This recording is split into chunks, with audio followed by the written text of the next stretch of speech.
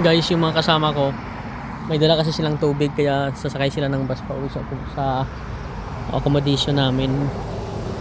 So dito muna ako.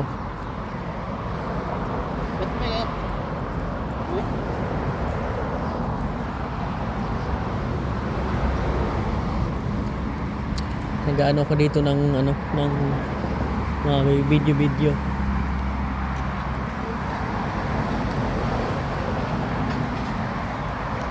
So maglalakad ako ngayon dito.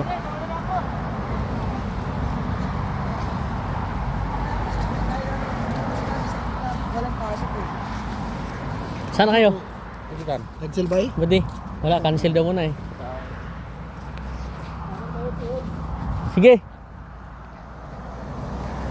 Badi, mauna ka na.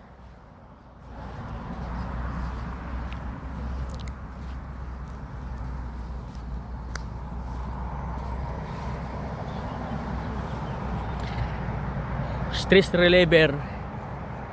Yan, walking alone dito sa labas.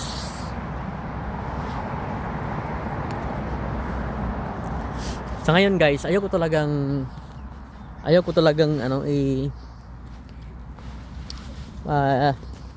i-stress ang sarili ko.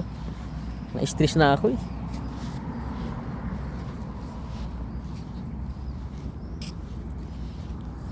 May lakad kay Badge? Hindi. One tingog. Sa ngayon ayaw ko lang i-stress ang sarili ko kasi masyado akong na-stress kasi. So iniisip ko rin naman na nandito ako sa Europe tapos ma-stress ako, 'di ba? So wait. Pakita ko lang yung kahoy. Ayun ang puti siya. Yung kulay niya yung dahon puti talaga siya, oh. 'Di ba? Ang ganda. So, yun na nga guys, balik tayo sa ngayon. Ayaw kong i-stress yung sarili ko sa sa mga bagay na parang gusto ko muna magpahinga, parang hindi pa ako nakapagpahinga eh. Grabe, hindi din pala Parang sabi ko nga noon, masarap mag-abroad, pero pagdating pala sa abroad, hindi mo pala maano yung sarili mo, parang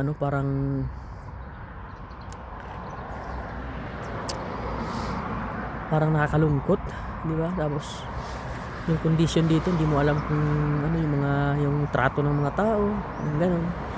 Kaya hindi ako masyadong hindi kasi ako masyadong sa mga ganung mga tao na masakit magsalita, di ba? So naninibago talaga ako. So ngayon, hindi ko muna ini-stress sa sarili ko kung ano yung mangyari. Yun lang yun. At least binigyan ko ng kalayaan yung pag-iisip ko. Yung kahit basta yung trabaho na kahit anong trabaho, basta malaya yung malaya yung pag-iisip ko, may peaceful na buhay ako. Hindi ko naman hinahangad na talagang yun yung trabaho na gusto ko eh. Kung ano lang yung mayroon at masaya ko, yun lang.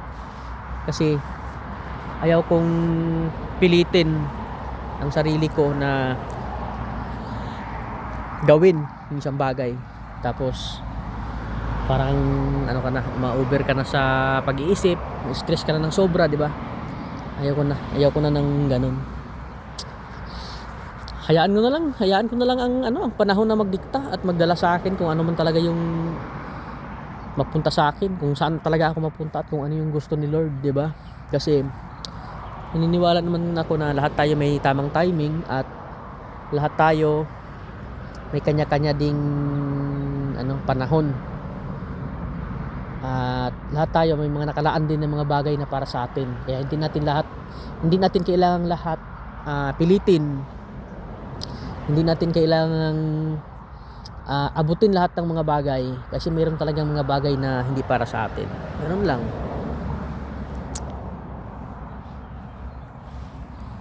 Siyempre, ang ikli lang ng buhay ng tao, guys. Sobrang baba lang ng buhay ng tao.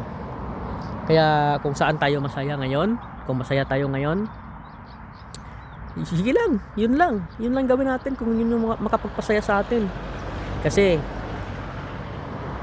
kapag hindi tayo nag-enjoy ngayon, hindi natin alam bukas wala na tayo, bukas ano mangyari sa atin, di ba? So we have to enjoy it, we have to enjoy our life, kasi yan yung ano natin eh, yan yung time na maranasan nating sumaya. Hindi natin kailangang makinig sa mga opinion ng ibang tao, basta sarili natin ang ating isipin, at basta wala tayong nasaktang tao, wala tayong naapakang tao, di ba? Hindi tayo nang lamang sa kapwa natin, walang problema yan. Yun yung the best doon, di ba?